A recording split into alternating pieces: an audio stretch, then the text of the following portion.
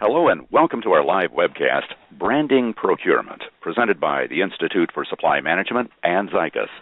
Thank you for joining us today. My name's Tim Wilson, and I'll be the operator for our presentation. Now, before we get underway, I want to take just a few moments to acquaint you with a few features of this web event technology. At any time, you may adjust your audio using any computer volume settings that you may have. Also, a feature that we encourage you to use is on the right side of your screen, right under the Zycus logo, a large Q&A box. There's a large window which holds all of your sent messages and a smaller text box at the bottom where you can type in your questions. To send in a question, click in the text box, type your text, and when finished, click the Send button. And all questions that you submit are only seen by today's presenters, and they'll be responded to in the order in which they were received. And you will also be able to ask a question via telephone when we hit the Q&A portion of the program. We are joined by our speaker, John W. Hansen, writer and speaker at Procurement Insights. As the editor and lead writer for the Procurement Insights blog, John Hansen has written nearly 3,000 articles and papers, as well as 5 books on subjects as diverse as supply chain practice, public sector policy, emerging business trends, and social media. So it's my pleasure to turn the microphone over at this time to John Hansen. And John, the audience is all yours. Well, thank you so much, Tim. And I guess I can click ahead to the next slides here, so we can get started. You already heard about me. It's great to be here today. One of the things that's interesting in terms of our discussion, and I want to bring it up right now, is immediately following the webinar, we're going to have what's known as a tweet chat. And the hashtag will be brandby, and it's going to start after the webinar and go throughout the day. Now, if you haven't had a chance to ask any of the questions that or had them answered while we were talking during the webinar, you can use that venue as a great way to connect not only with myself but with other people from the procurement world. So just mark that down and plan on attending if you can. Now, I also want to caution you, or at least let you know, that what we're going to be doing throughout this entire event, there is a Q&A session at the end. However, throughout, I would strongly encourage you to post any questions that you might have or comments you might have. This is going to be a very interactive experience. And as we talked about it earlier, Tim, we don't want people sitting on their hands and just listening. We want them engaging. We want your voice involved here as well. So there'll be not only a series of polls, but also, again, encourage you to ask questions because we want to create that dialogue, because through that dialogue, we're going to gain some additional insight and meaning. Now, the agenda for today's session, we're going to focus on 3 areas: understanding our past, embracing our present, and claiming our future. And that sort of ties into what do we talk about when we talk about branding procurement. And Tim, just a quick question for you. When you talk about branding, what immediately comes to mind to you? Cattle. Cattle? Wait a second. Oh. See, I need an extra cup of coffee. Cattle. Okay, let's go the other direction, dealing with the other definition of branding. When you think about branding, what do you think about? Marketing, sales, things like that?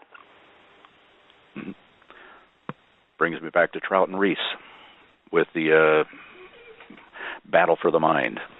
The battle for the mind. Well, it's kind of interesting, but branding, at least when it comes to procurement, a lot of people think of it in terms of we got to get up on a soapbox, we got to pound the drum, we've got to say we need and want to claim our seat at the executive table. But in reality, and when I get to the next slide, you'll understand this, branding has very little to do with that. Branding in procurement, branding in general, is really executed what you do throughout the day and the impact you have on others and the organization with whom you work. And that's what's so important. I want you to remember that as we go through these slides and this discussion today. Because when you think about branding, you think about how do I make a difference and stand out in my organization? How do I make a difference and have a positive impact within my company and with those with whom I'm dealing? That's the key frame when you think about branding. Now, you may think of it in terms of traditionally, again, I've got to get up on a soapbox, I've got to market. Most people are very uncomfortable with doing that, but that isn't what it's about. And leading into this slide, the starting point to great branding. And I like this quote by Eric Hoffer is, in times of change, learners inherit the earth, while the learned find themselves beautifully equipped to deal with a world that no longer exists. Now think about that for a second. And again, Tim, when we talk about that, I mean, we're looking at are we actually progressing and learning, or are we stuck in our old ways of doing things? I mean, when you look at the Hoffer statement, Tim, what are your thoughts? I think he's right on with his thoughts here, that we can't be stuck in the past. In essence, we do things... And the world is constantly changing. Well, that's right. And oftentimes we fall into the trap of saying, well, we do it this way now because we've always done it that way.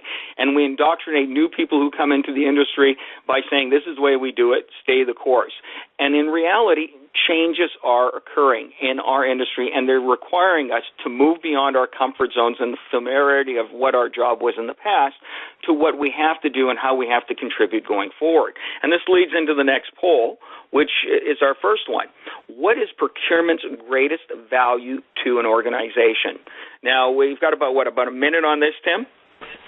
Sure. And here you can select all that apply.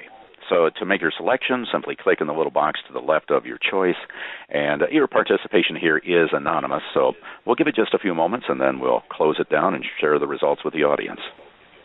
Now, what's interesting, by the way, is these questions are designed, Tim, to really give a feel as to what people believe is a key part of their task or the key part of their jobs. And the numbers are coming up pretty interesting. Mm-hmm. But there's cut spending, which is cost cutting, which has been a traditional role of procurement professionals. How do we buy less or buy more for less? How do we get or generate value from what we purchase? And it's been very much focused on a cost-centric model. When we look at things like driving supplier innovation, reducing supply chain risk, or any other areas, and I want to get into the others, and we've already got some responses in the Q&A section, that'll tell us where we're starting from and how far we have to go in terms of really moving the profession forward and becoming more relevant in today's world. Because, again, it's not just about buying and selling or buying goods, is it? So, John, it looks like everybody who's going to vote has. So let's share the results with the audience. And 59% say cut spending, cost cutting. 41.5% drive supplier innovation. And the largest percentage, 62.7%, say reduce supply chain risk. All right. Well, you know what's interesting about that, and this shows a very interesting shift because usually the cost cutting has the greatest percentage in terms of response because that has been the traditional role. So I want to pose a question out there to everyone who responded with reduced supply chain risk.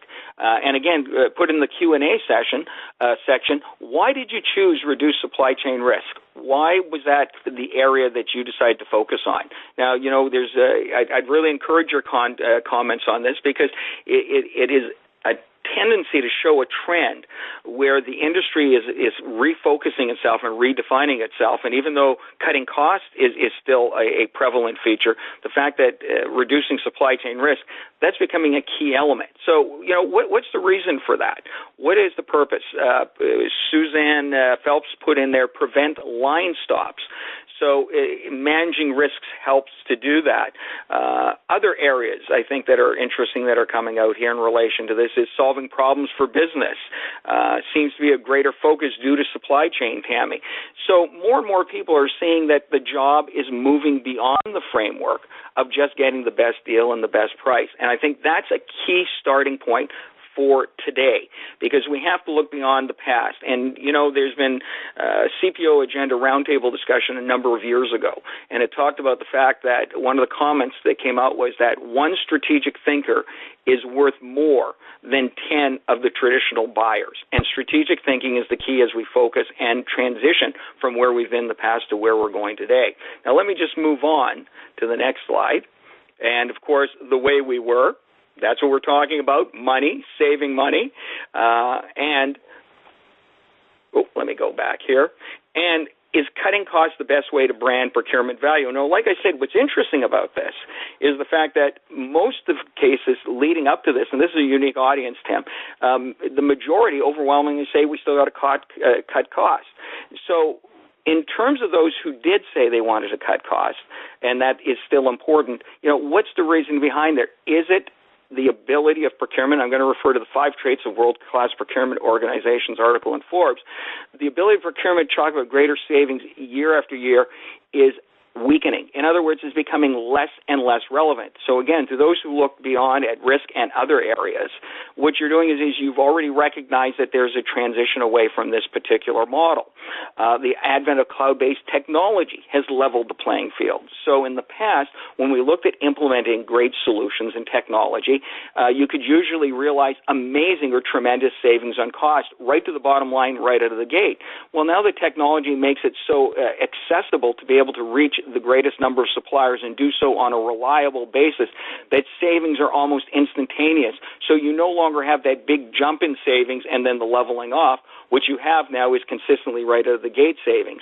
And then the recognition of, procurement is no longer being a zero-sum game. And I want to relate a story.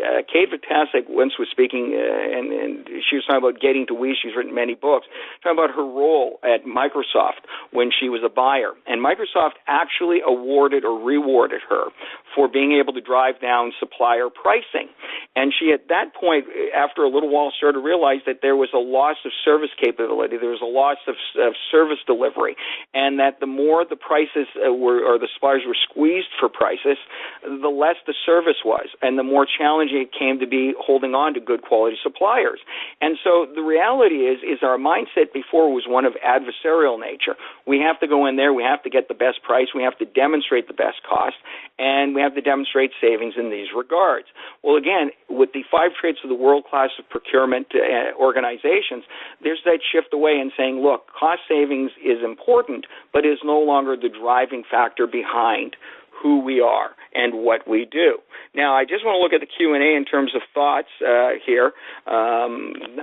Let's see. We've got follow government state guidelines from Kathy.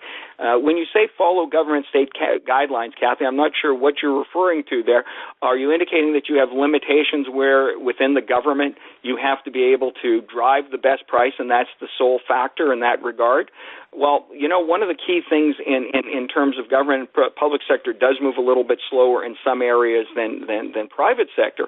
One of the more interesting factors come in is that more and more governments are providing, and within almost every government, providing the flexibility to get the best deal. I'm not talking about just a value for money approach, but I'm talking about being able to look at things from the standpoint of driving regional economic benefits, engaging minority-owned or women-owned businesses. There is a greater social responsibility within public sector procurement that demands, I believe, greater creativity, and the tools and flexibility within governments are starting to loosen in that regard. Or I'm not sure if loosen is the right word, but certainly open up opportunities for more innovative thinking and engagement with suppliers.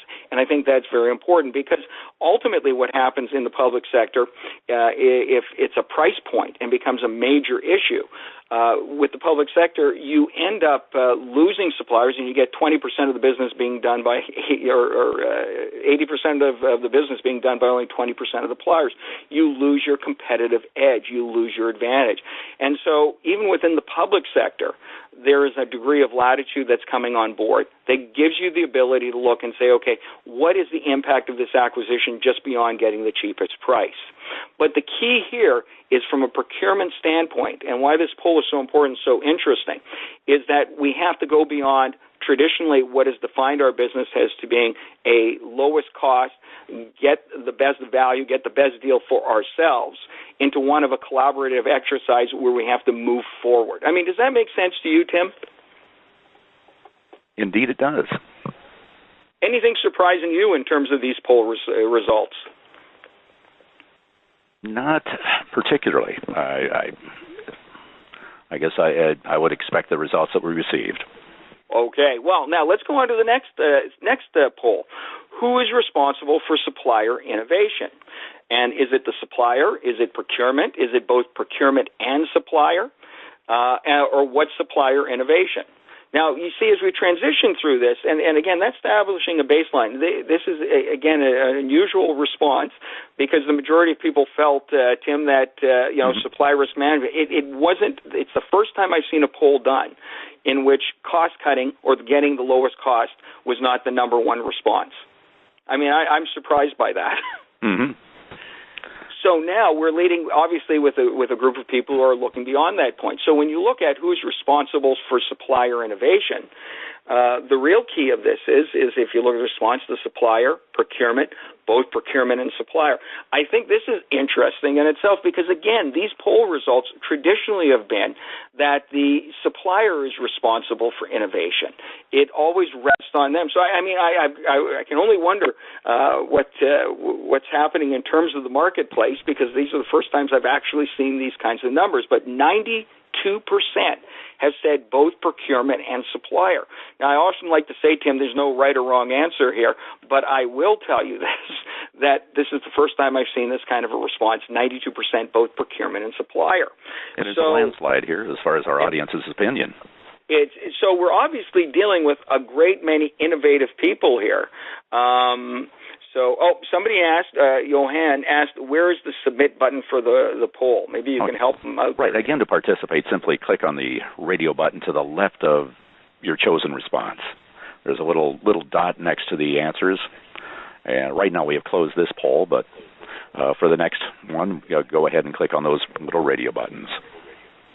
All right. So, again, surprising results. We're dealing with, obviously, an audience who is very innovative.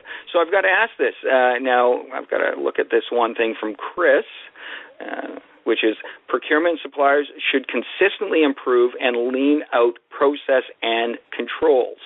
That's an interesting thought. So, Chris, in terms of your organization, is collaboration a natural?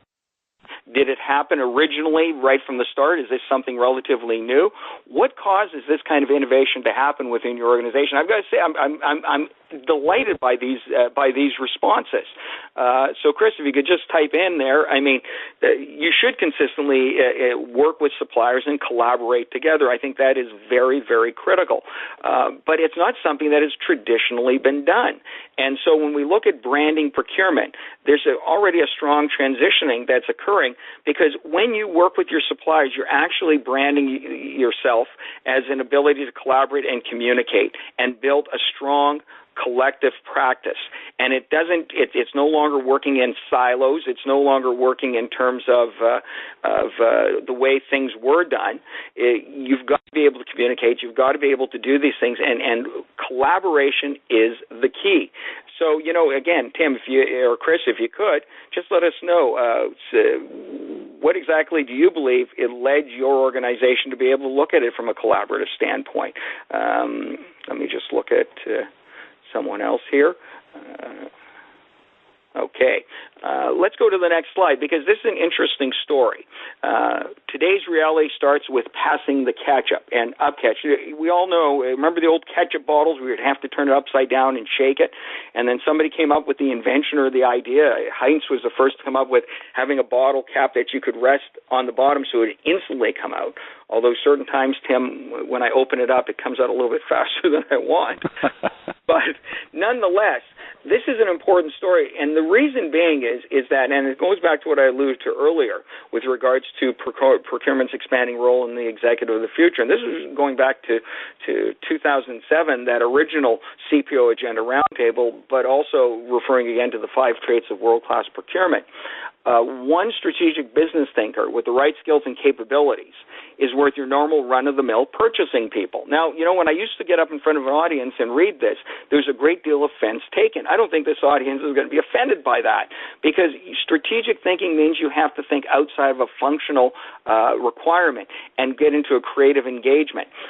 In regards to the 5 traits, research suggests that they're looking for a trusted advisor that can help to drive supplier innovation. So when you look at a supplier now, and this is maybe an interesting point going back to the public sector side of the equation, when you look at engaging a supplier and jointly develop innovation, that involves risk sharing. That involves all kinds of elements that require an open form of collaboration.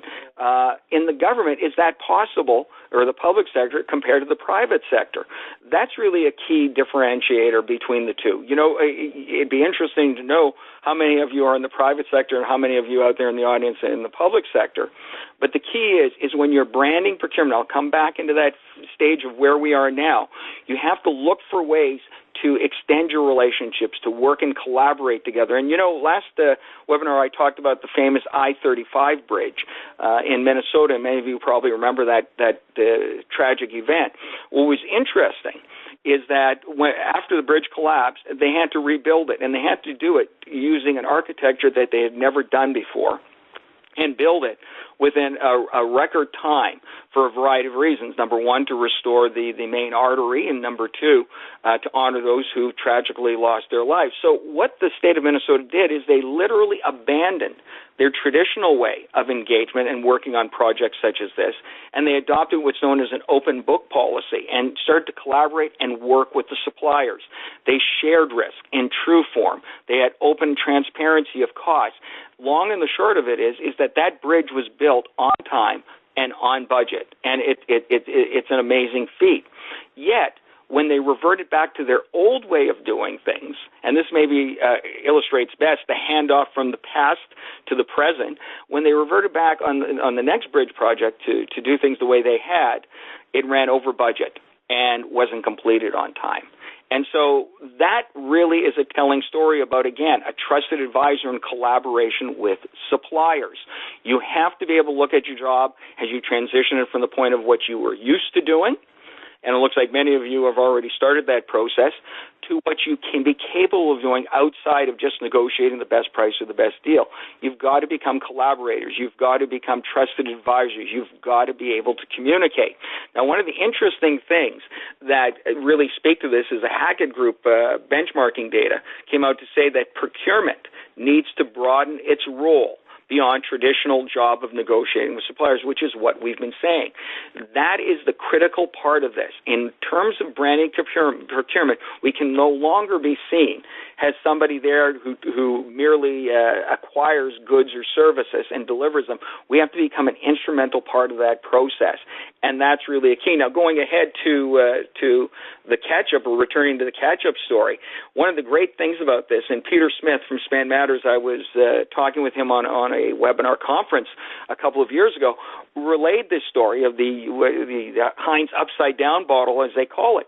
The idea, ironically, originated with a Heinz supplier, and it was championed within the company by the procurement department.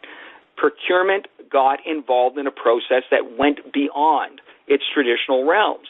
Now, what was interesting is that how many of us are prepared to see our roles and envision our roles in a different way? How many, now I'm going to, on the other side of this coin, how many say, I'd love to be able to do that, but I'm not within an organization who has the ability to allow me to do that. I don't have that creativity. Someone had mentioned earlier, for example, well, within the government confines, can we be able to do this, or public sector? Within your private organization and enterprise, is it innovative? Are they willing to embrace the idea that you can become involved in something more than just a transactional engagement with suppliers? And that's where you as procurement professionals have to be able to ascertain, am I with the right company? Are they open to these kinds of ideas? Or do I have to make a move? Like, it's great to send these webinars, Tim, and talk and share ideas and see all these things and get motivated.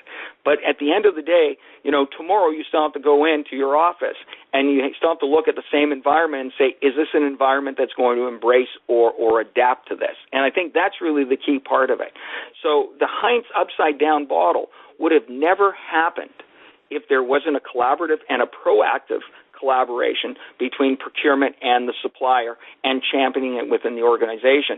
So when you look at marketing and branding procurement, you start within your own organization, obviously.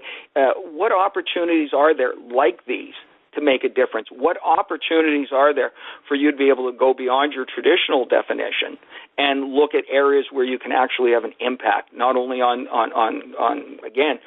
driving savings, obviously, but an impact in terms of introducing innovative new ideas that can have a direct bottom line impact. And that's why procurement is being seen as more strategic. And that's why, for example, the Hackett study said you have to broaden your scope. So again, I just want to reiterate, based on everyone here, the majority, most feel that way. Now, let's go to poll number 3. How surprised are you that only 20% of companies have an effective supplier screening program? Now, why am I putting this in here? Well, this ties back to the risk. And one of the things, the people who voted for risk tuned into something, because supply chain risk and managing risk, especially with extended global supply chains, that is going to be a key entry point for procurement professionals to stake a claim in the new emerging business world. Because supply chain risk, managing risk is key. So, again, with this poll, how many of you are surprised that only, very surprised, somewhat surprised, or not surprised, that only 20% of companies have effective supplier screening program? And Tim, when you talk about screening and supplier, you look at it and say, why, if everyone acknowledges that it's an important fact, why do only 20% of people do it? What do you think the reason is, Tim? I think it goes back to strategic thinking, that they haven't performed enough strategic thinking to think things through, and in a habit of doing things as we've always done them. In other words, that's not our area, that's not our, and it's going to be funny, and I'll wait till the poll results close. Mm-hmm. I hosted a panel discussion on this very topic a couple of weeks ago, and it was very interesting, the responses. And this is why this is such a key entry point. I believe that supply chain risk is a key opportunity or an important opportunity for procurement professionals to be able to establish a new presence or create a new awareness of what their capabilities are. Yet they have to take the initiative to do that. So looking at this now, let's go ahead and share. It looks like activity has really died down, but it's pretty much an even split between somewhat surprised and not surprised. Yeah, you're absolutely right. Well, what's interesting, and let me go into this. When you look at these things, in terms of being somewhat surprised and not surprised at all. Yet, when I was speaking at that webinar and hosting that panel discussion, one of the things, as you asked, it was a procurement audience, is everyone put their hands up and said, yes, supply chain risk is important, managing supplier screening, doing all of these things are so critical. And so it was like a unanimous, everyone, yes. When we asked the question, how many of you believe that procurement is responsible for supplier screening, for managing risk? 2 or 3 hands went up in the room. Just 2 or 3 hands. Now think about that for a moment. Everyone acknowledges that risk is important. It's like the weather. You talk about the weather. That old, what was it, Mark Twain and a fellow writer once was saying is everyone talks about the weather, but no one does anything about it. When it comes to supply chain risk, procurement people generally feel it's not their responsibility. Some have said, well, it's the legal department's responsibility because, if anything goes wrong, they're the ones who will have to deal with it. Some have pointed to other areas or departments within their own organization. But at the end of the day, and this is a truth, the person who will be held responsible, the department that will be held responsible when something goes off the rails or something goes wrong in the supply chain will be procurement. Generally speaking, procurement will be the buck stops here, people, when it comes down to managing extended supply chains. So how do we bridge that chasm? How do we bridge that gap? And I'd be interested in knowing from those who are tuning in now and watching, why is it? Who do you feel is responsible for managing procurement risk? Who do you feel is responsible for managing the risk in your supply chain? Do you believe it's a procurement responsibility? If not, who else? That's the key. I'd be interested in seeing what people have to say about that. By the way, Tim, Jason said poll number 3 did not appear until after it was closed. So I guess it's too late to do anything there. Right. We could certainly reopen it, which I'll do now, but it sounds perhaps like bandwidth issues on their end. Okay. So now, Julian, you say if every company could effectively screen a supplier in terms of managing them, then it would cripple the market or reduce the effectiveness of a company. If everyone had Walmart's clout, then it would just mean, this is an interesting thing, just mean someone would have to up their game to beat their competitors. I'm not sure I understand in relation to the definition there, Julian. If you could maybe expand on that a little bit more. If every company could effectively screen a supplier in terms of managing them, it would cripple the market or reduce the effectiveness of a company. I don't think I can agree with that unless I'm misreading this. But supplier screening and managing risk is a diverse element. It's not only looking in terms of being able to fulfill requirements, it's being in line with legislative requirements. There's the OFAC list. There's all of these other elements that have to be taken in consideration, and it has to extend beyond the first-tier suppliers. So, Julian, if you kind of expand on that a little bit, Sean said definitely procurement. Procurement is responsible. Suzanne said, but it's hard to engage others. Yeah, see, that ties into what we talked about at the very beginning. The engagement of others in these areas is really what branding procurement is all about. Like, what difficulties, what obstacles do you run into? Suzanne, if you'd like to elaborate on that, okay. And another one, you said you have a difficulty engaging with the finance department. Well, let me ask you this, and this goes on the other side. Do you all feel within your organization that they are open to procurement, carving in or establishing new routes of input and impact? You see, that goes back to the thing I mentioned earlier on. You may be ready to brand procurement, but is your organization, the one with whom you're with now, are they open to that? There's a story that goes there. I remember once talking to a senior VP with a major energy company, and he was trying to champion the introduction of a new technological platform, and it was geared towards indirect material MRO spend to support their infrastructure. And he said to me, he was doing it in the interview, he said, I'm doing it in the background. And I said, well, why is that? And he turned around and said, well, part of the reason why is this, is that I'm going to be retiring in about 5 years. And if it doesn't work, I think it will, but if it doesn't, I don't want that to be my legacy. On the other side, if it does work, I'm not going to be around 5 years to benefit from that. And why I'm telling you this story now and why this stuck with me is that I could see that this is an individual who had a lot or could have a lot to contribute, but basically was stifled within his own organization. And that's really a key thing when it comes to branding. When you go through this exercise as a professional, you want to look at this and say, am I in the right organization? That's part of your whole assessment here. If you have more that you feel you can do, and Suzanne, I'm certainly encouraging you to look elsewhere for employment, but if you're having a difficult time with engaging finance, that's where the branding comes in. That's where the promotion comes in. That's where you have to be able to make inroads. And if you can't, what then? People can get frustrated and they can lose motivation. That isn't going to help you. So is it time?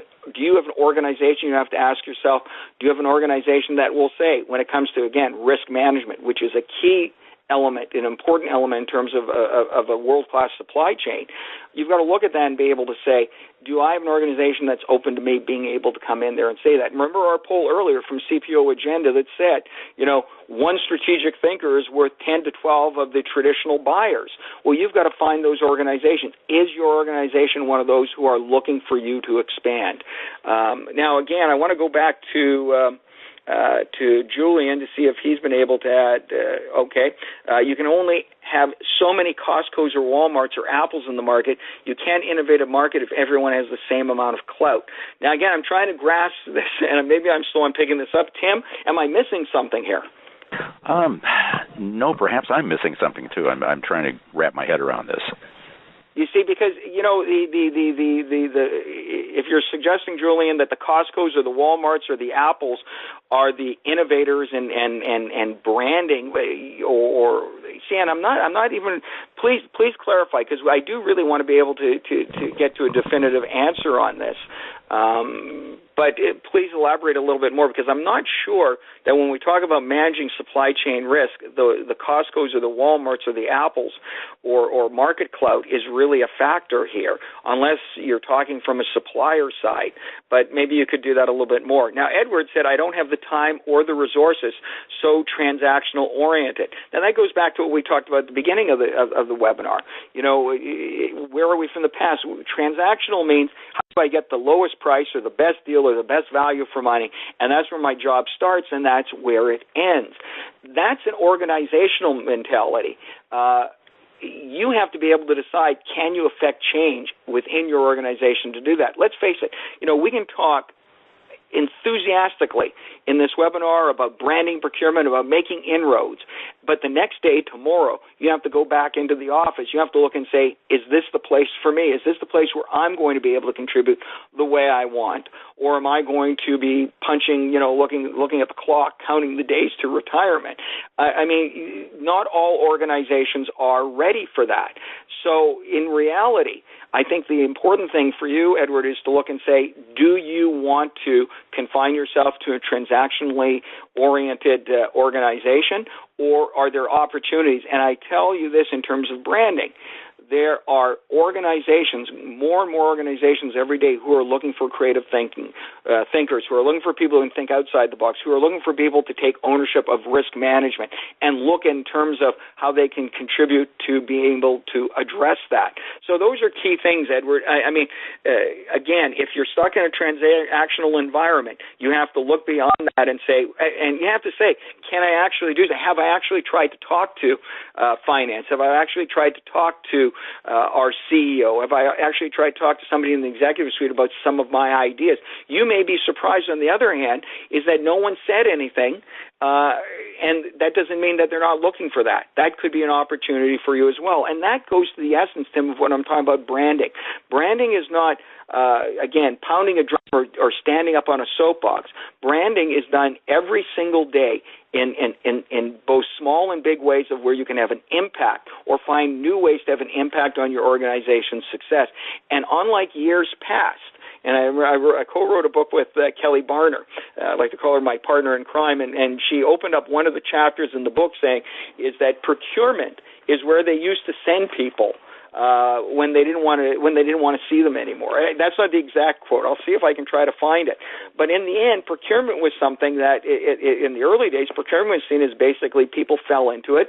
People didn't volunteer for the job. In fact, in the old days, when I get in front of an audience, whether it was 20 or 700, and I'd say, okay, how many of you chose to be in procurement and be in procurement as a profession? And if you got maybe 10% of the audience saying we did, that was a lot. I'm seeing more and more of that happening. Now, on another side of the equation, and maybe this is, and Adam, I'm going to get to you right in a moment, but maybe this is an interesting thing, going back to you, Edward, is that in a couple of polls that I took at a conference a couple of years ago, 2 years ago, and it was, interestingly enough, the demographics were mixed between seasoned professionals who'd been in the business a long time and millennials. I asked a question: if you, knowing what you know now about procurement, if you had to do it all over again, how many of you would choose procurement as a profession? In both sessions, 50% said they would choose another profession. They wouldn't have chosen procurement, which is a shocking number.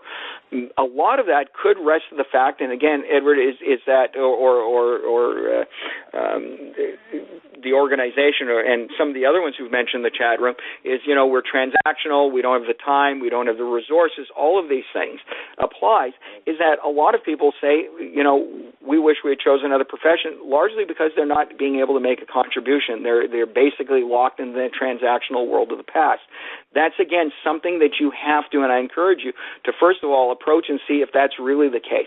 Offer ideas. Extend yourself out to say, I'd like to sit on meetings relative to talking about supply chain risk, which is one of the key ones, but there's many other areas for you to get involved with. Supply chain risk happens to be one of the most interesting ones because it's one that everyone acknowledges is there, but has not taken activity. No one's really claimed it to run with it. And I think this is a glorious opportunity for procurement professionals to do that. Now, our organization is not open to procurement helping more. How do we champion introducing procurement to an organization with a closed mindset? Adam, that's a tough question. You may have to come to a tough crossroads. You may have to say, look, I'm going to have to look elsewhere. But you first and foremost have to say to yourself, is why isn't the organization open to procurement? Has it not been presented?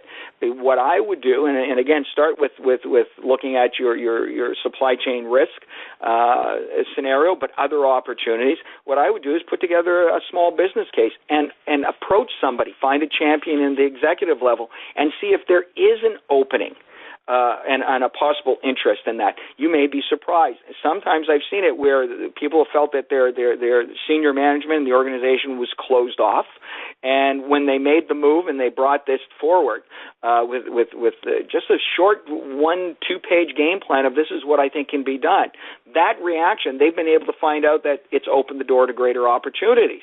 So, I mean, I guess what I would say to you is, Adam, is number one, make sure that your organization is truly closed, or find out if it's open. And if they're not open and you're being stifled, you could fall into that 50% who say, I wish I could choose something I chose in another profession. You may want to look to those other organizations who are more innovative, who are open to engaging procurement more and getting them involved here. Let's see. Now, Jim said, I feel like the organization is starting to see value beyond cost savings, innovations, efficiency, etc. But cost savings are so easy to measure, especially when looking at goals. May not be relevant for this call, but how do people make the innovation accomplishments stand out as strong as $1 million savings? You see, that's an interesting question, and some of you are probably wondering that same thing. You know, are you being judged solely on how much you save on a particular transaction or deal? Well, in the procurement world, you know that the transaction or the ultimate deal is the culmination of a lot of work leading up to that, going through, again, the risk assessment, going through all of these elements. So Jim, your question or comment is very much to the point in what I was making with Edward previously. When you build a case for risk management, do your homework, do your work and find out what does it mean. For example, look at your industry sector and see what is risk, what are the consequences of that risk, what are the exposures of that risk, what did it cost a company or an organization who did not manage that risk properly. Those are things that are very key that you can do, and you can take the initiative to do that. I would imagine with ISM and the new and exciting and expanded curriculum, they're going to provide greater insights and inroads into these opportunities. Leverage that knowledge, but go there and dig down. Yes, it is easy. The low-hanging grapes, yes, it is easy to say, well, we saved you this much money in terms of this, and everyone says, great. But here's something that you should note, and this it may give you another perspective on it, is a few years ago, they did Aberdeen, I believe it was, did a survey of CFOs. And what was interesting is that the majority of CFOs did not believe that procurement contributed to the bottom line profitability of their organizations. They did not believe that they contributed to the successful development or innovation of opportunities for the company from a sales side of the equation within their organization. And generally speaking, that shocked a lot of people. And you know what? I'll see if I can get the survey. I don't know if I can get up in time before the end of this webinar. But CFOs, who are numbers people, looked at the numbers and said, you know, there's no value. In fact, in many instances, what was considered savings in the purchasing world, cost avoidance, for example, was routinely disregarded by finance as being non-relevant. And so that's why certain organizations and authors came up with talking about bridging the gap between finance and purchasing, and you got to start thinking like a CFO, and you got to start looking at earnings per share value and all of these elements. I think that in a way that was useful advice, but I think it was distracting advice because that isn't your realm of expertise. But in the areas beyond looking for bottom line savings, if you want to make new inroads, you have to do your homework. You have to be able to understand the marketplace and point to where, for example, a risk management process within your industry saves money and cost. You can demonstrate it. It just takes a little bit more work to do if you are so inclined. Okay, I'm going to go back to Julian again with this Walmart. Yes, I'm looking at things to say from, say, Walmart's side of this when I say this. Talking about the wine industry and Costco.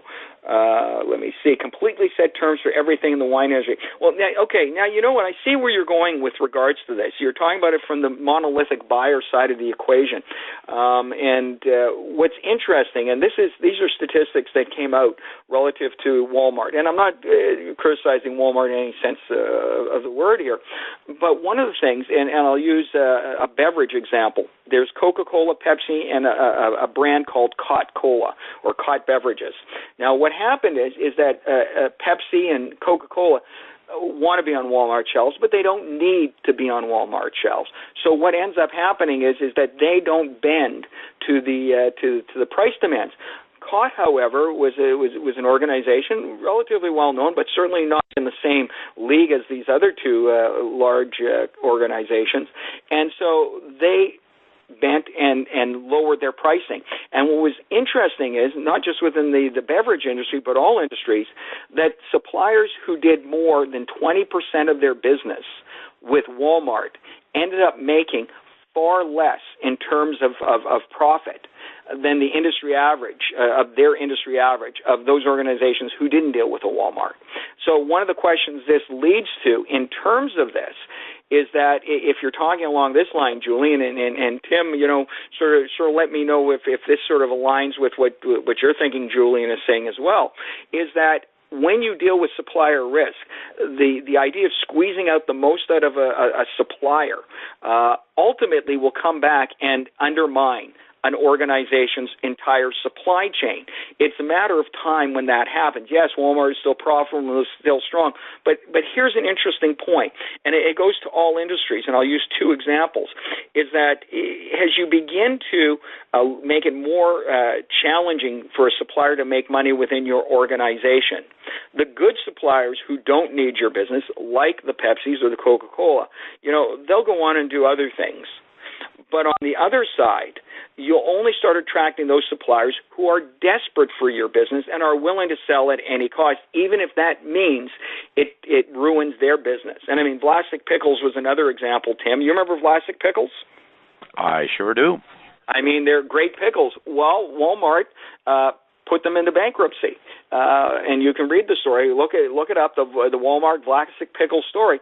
But they kept squeezing the price.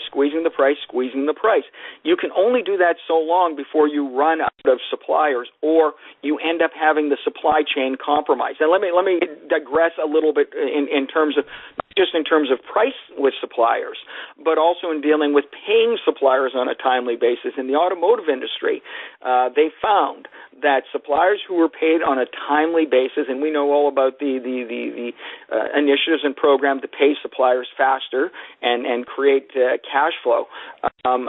But what's happening for the suppliers themselves, but the auto industry found is that those suppliers or those automakers who did not pay their suppliers on a timely basis ultimately ended up having an inferior product to offer, and the service levels went down dramatically. That was a study done a few years ago out of Detroit.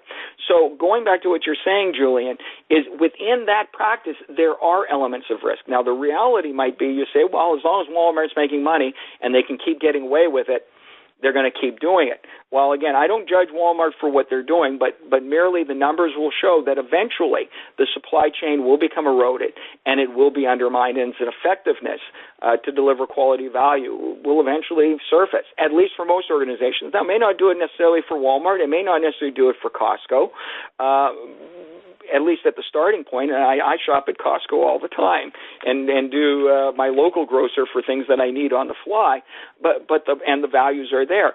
But the fact remains, Julian, is if what you're saying is a monopoly, is an issue in relation to supply chain risk or beating down the suppliers, yes, it is an element of risk. So within your own organization, for example, because I'm not sure if you work for these or you're talking in relation to your own organization, you have to be able to look at a collaborative environment more so with suppliers. And it goes back to that very beginning. It's not a zero-sum game anymore. There doesn't have to be a winner and a loser. It literally has to be people collaborating and working together to drive the best value. So I hope that answers this question. What do you think? Do you think I was able to do that, Tim, or am I sort of just rambling off there to the side of the road? a little of both, John. But Julian does go on to say, so that will align perfectly with Coke and their refusal to bend to Costco, since they're getting super high sales numbers now. There you go.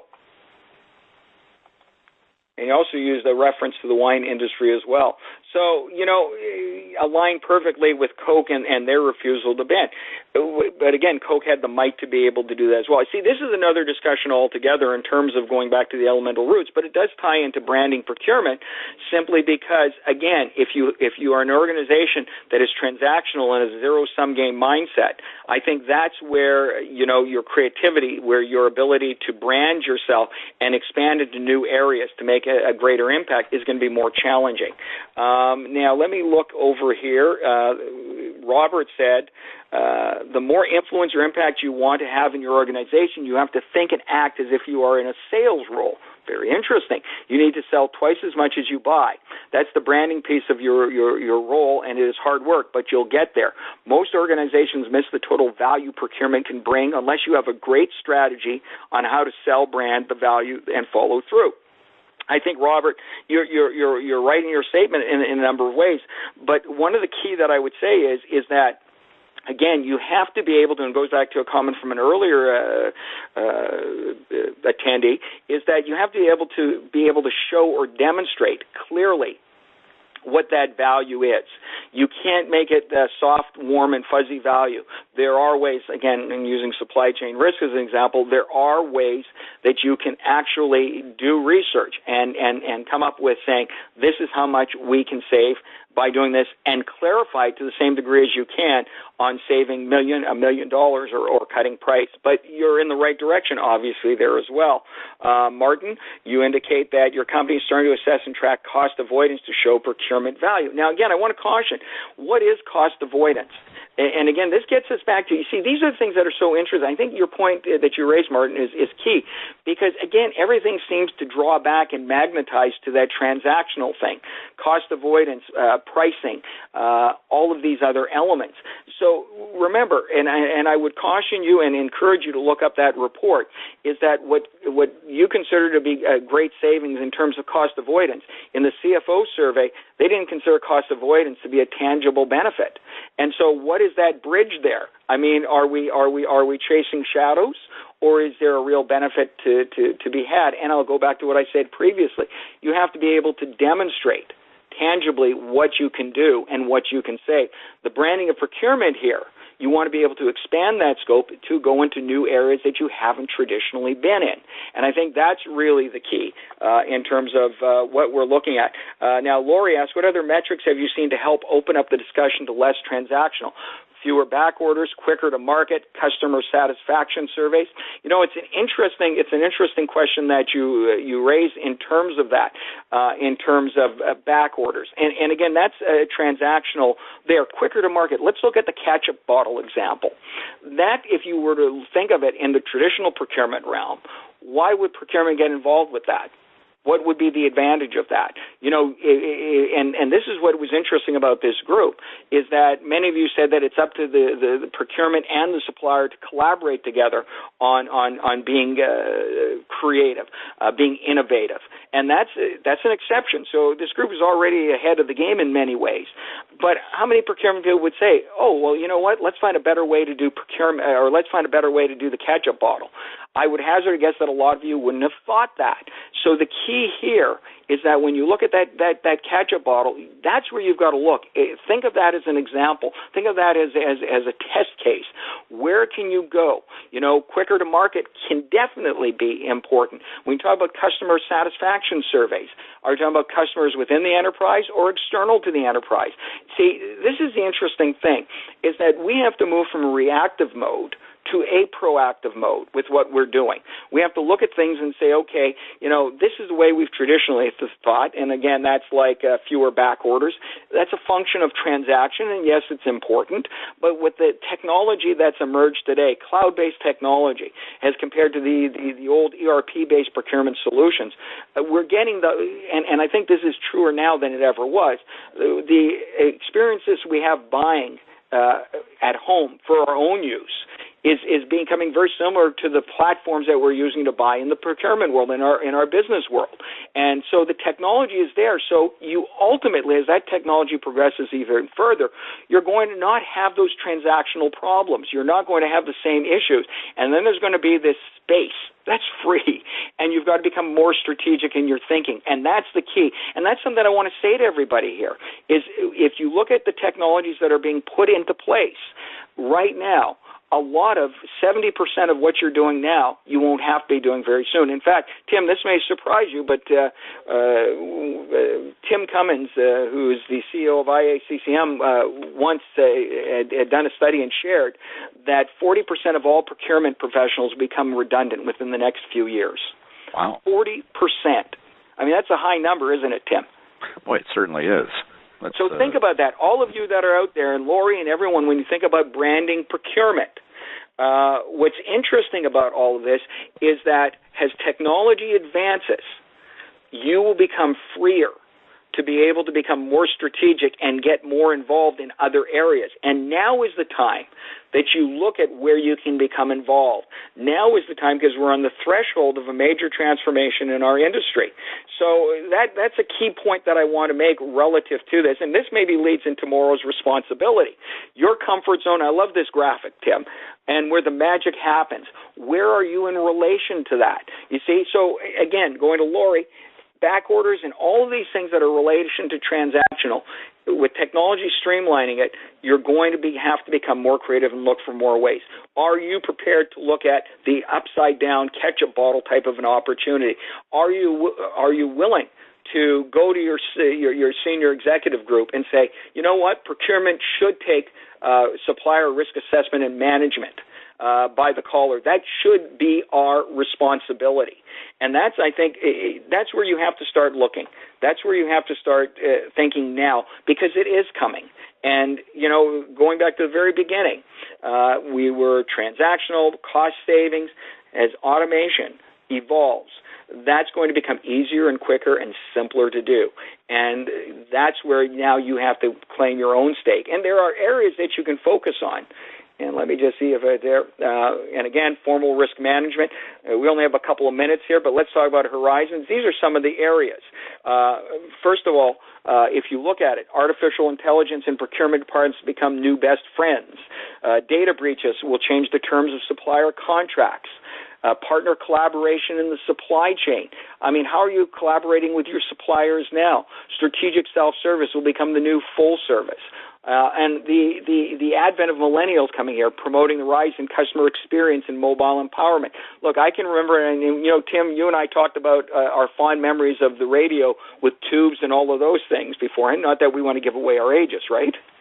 Right, but I've seen them in museums.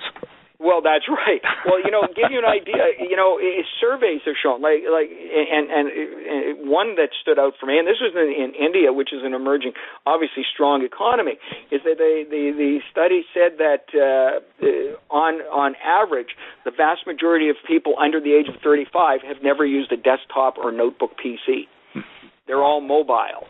So the technology is no longer intimidating. We're moving the world from megabytes to terabytes, instant connectivity, all of these elements that give us the ability to be able to collaborate and communicate much better. These are all factors that you have to look at that are happening and will be happening to change the landscape. So when you look in the context of branding procurement, you know, you have to go beyond the familiar. Now, I'll see if I can get a few more. Edward said we only count direct savings to EBIT. We have to show it hit EBIT. Nothing else counts. Again, let me ask you this. You have to show that. And again, these are still factors. I'm not saying it's an abandonment of getting the best value or negotiating the fairest price, okay? I'm not saying that that's totally irrelevant. What I'm saying is it's taking its proper place in the framework of a procurement professional. And in branding yourself, you have to be able to do that. So if you look at that, if you are looking at EBIT, what does your organization think beyond that? Do they see more from procurement? Do they expect more from procurement? You know, do they want more? You have to ask yourself as part of your branding strategy, what does my organization really think about procurement? What do they think we can contribute? What can I help them to see we can contribute? That is, in essence, part of the overall branding process. Now, Susan, collaborating for inventory reduction is critical. Absolutely. I mean, inventory is something that you want to. I remember doing work with the Department of National Defense up here and reducing their inventory by about 70% and the redundancy in there, and then setting up strategic warehouses that could deliver to meet their service level agreement requirements to support their IT infrastructure. That involved collaboration with supplier, but that's a tangible benefit. When you look at reducing inventory, what will that mean in terms of overall cost? And I'm not just talking about the cost of goods. I'm talking about the cost of warehousing and managing those things. Susan, that's really thinking and starting to think outside of the box. Cost avoidance is still, Martin says, a bit fuzzy, but finance is warming up to it. Cost savings through supplier collaboration up front instead of measured savings from a prior period. I understand what you're saying. I'm not sure I agree with you, Martin, that finance is warming up to it in terms of cost avoidance, but perhaps what they might be warming up to is a redefinition of what cost avoidance means. So what we've looked at it as one way is could be realized through greater efficiencies in others. And maybe that's the terminology we have to look at changing to a certain degree. Now, let me see. We also still show hard cost savings, Martin. And again, we're not talking about abandoning the past. You don't forget it. You don't abandon it. But what you do is you relegate it to its rightful place. Now, how much time do we have left, Tim? We have about a minute or so. Okay. Is there any other questions in general? And I tried to engage all of you. If I've missed some of you, please let me know. Pose them right here. I am open. Also, you can join us in the tweet chat afterwards. But hopefully what this has done, and what I want to do with this presentation is show you from where we were to where we are today to where we are going in the future or need to go. And when we talk about branding procurement, the takeaway points are this. Simply put, it isn't chest pounding and saying we're great. It's finding new and innovative ways to have a real and practical impact on your organization day in and day out. And going into those ways. Risk management was one of them that I highlighted here. It certainly isn't the only one, but it's a very important one, especially with what's happening in the industry and expanded supply chains. But look outside of the framework. Now, if your organization, and you may be surprised, I want to reemphasize this, Tim, to people, we may expect that our organizations or our senior management isn't interested in us going outside of the framework of our traditional boundaries. But in reality, most of us haven't asked or haven't presented a case of where we can add value. So if you haven't done that, don't assume. Put together a game plan. Start with supplier risk management. Start with areas of potential weakness. Look for your upside-down ketchup bottle. And you might be surprised that you will have a receptive management team who will provide you with the resources and the support you need to champion it and allow you to have a greater impact. That's all I'm saying. Tim, any other comments? No, other than I want to thank you for a terrific presentation. Very informative. Well, you know what? And eye-opening.